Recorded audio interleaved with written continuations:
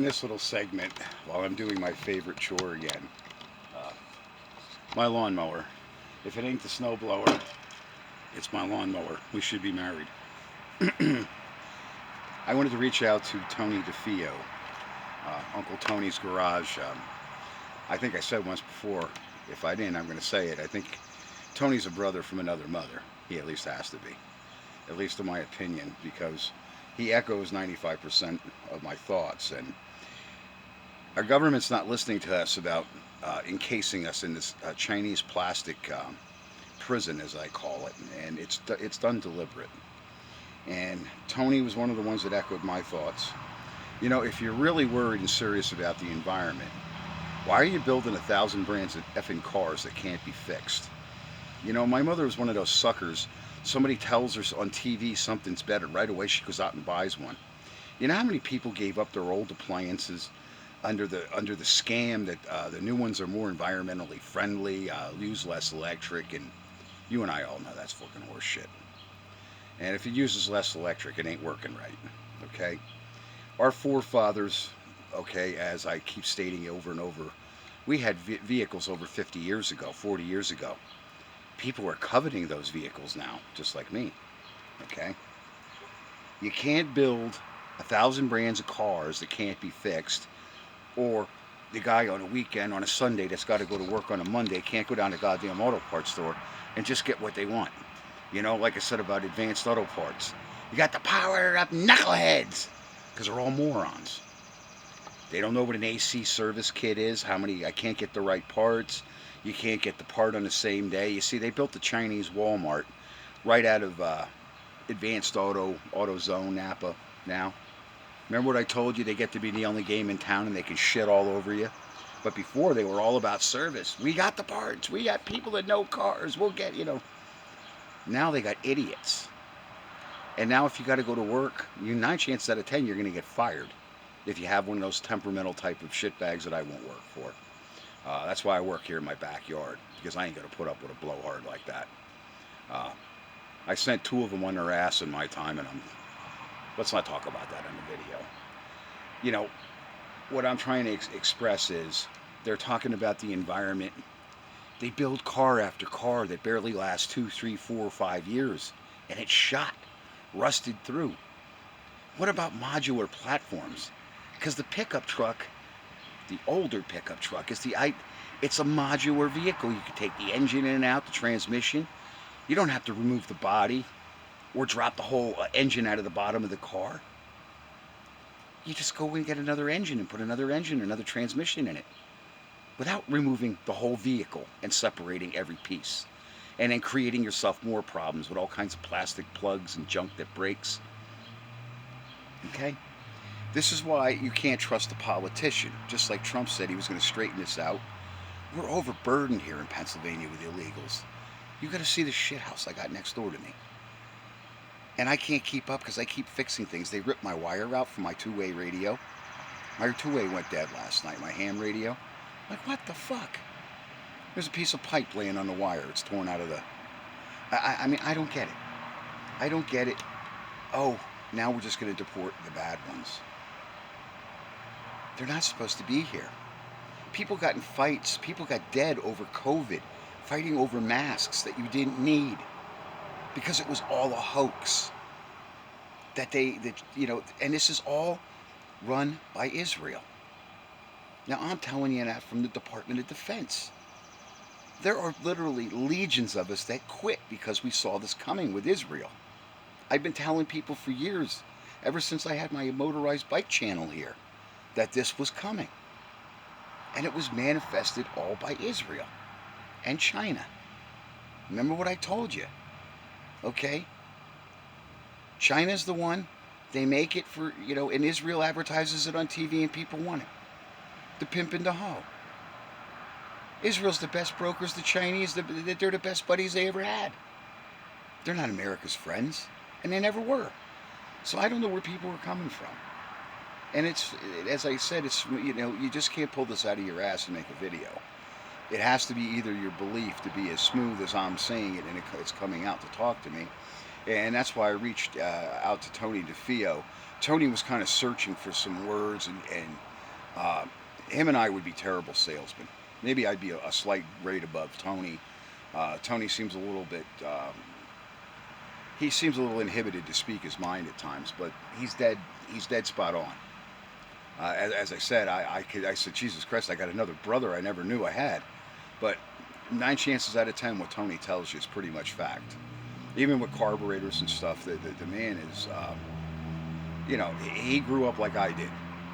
He grew up working on things. He enjoys working on things. He enjoys working with his hands to his dying day. He's like I am. You're not going to stop a hunting dog from hunting. That's what a hunting dog does, just like a cat. You can't stop a cat from, you know, what a cat does. You know, think about it, and like I said, I wanted to reach out and touch you know, Tony's. I'm not trying to touch your heart, Tony. I'm just trying to touch your mind a little bit and tell you that there's a lot of us that share your. We share what you say, in heart and our own beliefs, and none of what you're saying is made up. None of it. And you see things for what we see them for. And I'm glad somebody else. I think it comforts me. And now I'm starting to see other channels where people are talking about it. There was Buff's Garage. There's a couple of them. They're exhibiting why the older trucks, why they, you know, why they're so desirable. Because this new stuff, nobody wants a Ho Chi Minh under the hood of their vehicle, and nobody wants a vehicle you can't fix and repair on a weekend. You know, okay. We've had carburetors, we had fuel injection the last 60, 75 years. Okay, believe it or not, during World War II, 80 years ago, we had fighter planes. The Mustang was one of them. It was one of the first fuel-injected aircraft. When they put that Merlin motor in there and they fuel-injected that, that took that thing up over 2,000 horsepower. It was even more powerful than the Corsair, I think, with that R28 Pratt Whitney that was in them. That Rolls-Royce really had a punch. My grandfather used to talk about it. That's how I never worked on them. I only got near a couple of them at the air show, and you got to stay about 50 yards away from them. You ain't touching them.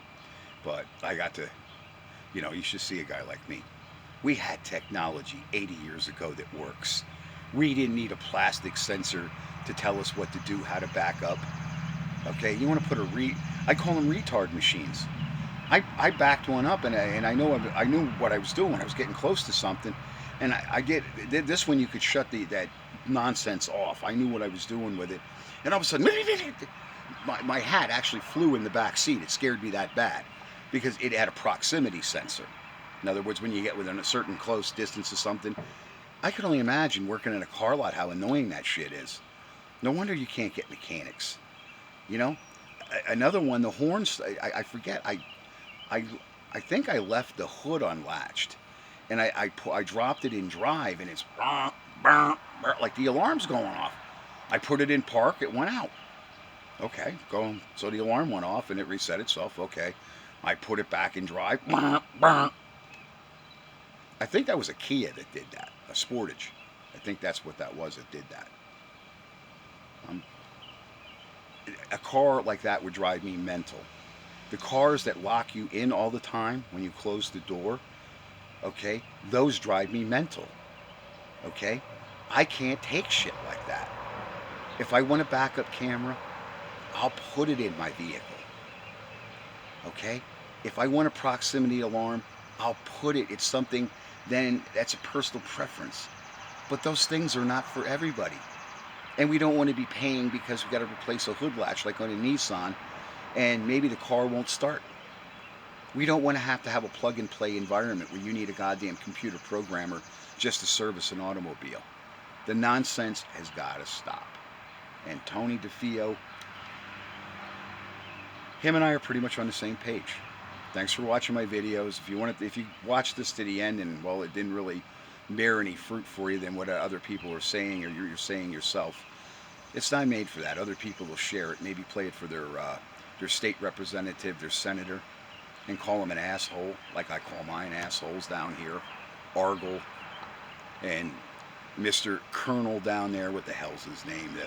He was an Army Colonel. Watchrow. Oh, he's all about, he don't even want to hear from you, the Army Colonel. That's why I didn't like Army pukes to begin with. I wasn't best friends with him. I sort of stayed with my aviator friends. We're all in the same bucket. We're all getting shot at from down below. We don't really give a shit much who we bomb. But the Army guys, they're kind of selective who they like to fight. That shows me they ain't right in the head to begin with. Y'all have a fine Navy afternoon, folks. And think about what I said. They sold all this bullshit to you under the guise it's better, it's safer.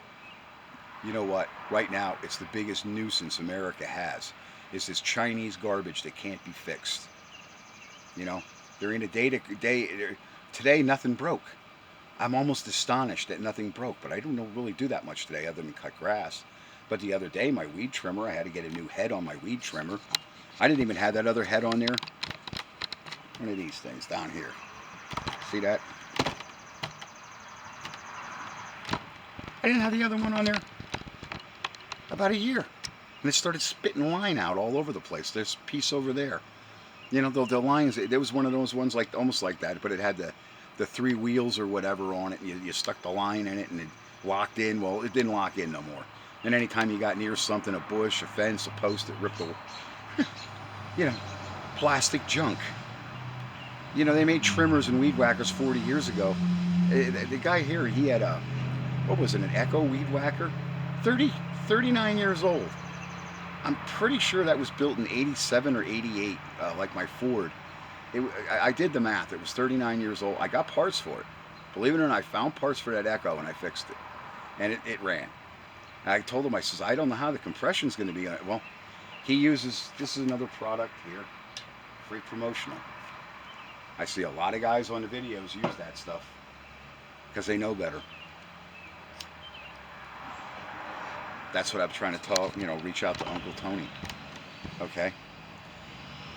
Too much of this stuff is going on. Way too much. Too much Chinese plastic garbage, not enough quality.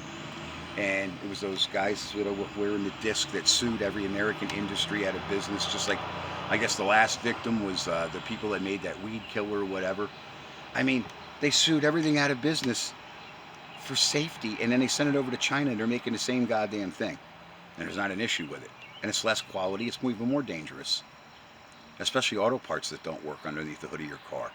And brand new automobiles that don't work, you know, 2 weeks later they don't work the way they had when you drove it off the lot. Think about it, people. And maybe somebody forward this to Uncle Tony's Garage. Thanks for watching my videos.